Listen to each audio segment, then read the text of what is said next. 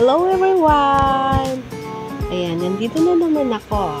O si Miss Marion. So, nandito na naman ako para pakilala aking mga friends at makita nyo ang pinuntahan ko. Kung gaano kaganda. Gaano kaganda daw yun. Ayan, ang aking mga kasama, mga friendship ko yan. Si Kuliletsing naka-white cap.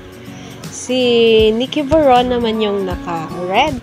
And yung walang sombrero na white ang hair ay si Jenna po. So, ito na nga. Ito yung food ko ngayon. Ayan yung dinner ko. Merong crab na cute. Merong shrimp na cute.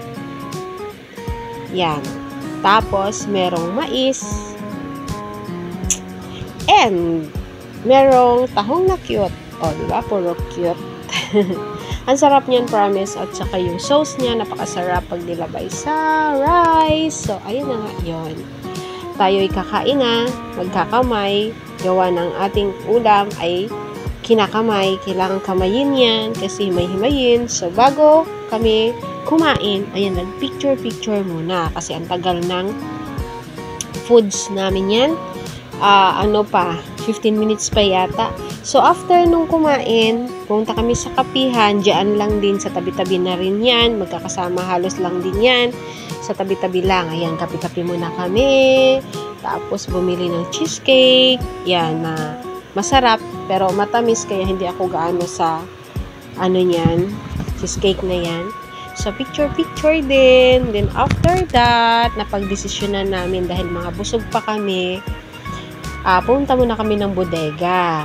So, ang bodega ay isa yung banda. May banda doon. May tugtugan. Ang ganda, ang sarap makinig doon. Kaya, busog dahil busog pa at medyo maaga-aga pa, doon muna kami.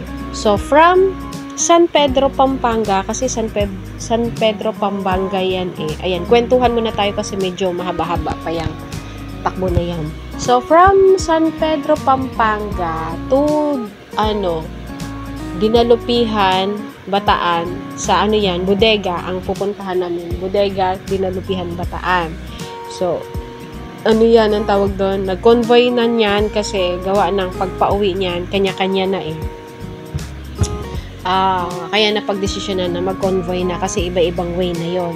So, ayan, mahaba-haba yan kasi galing kami San Pedro, pauwi doon sa Dinalupihan, dadaan muna ng bodega, Dinalupihan, Bataan. So, ganyan muna, kwentuhan muna tayo, mahaba-haba.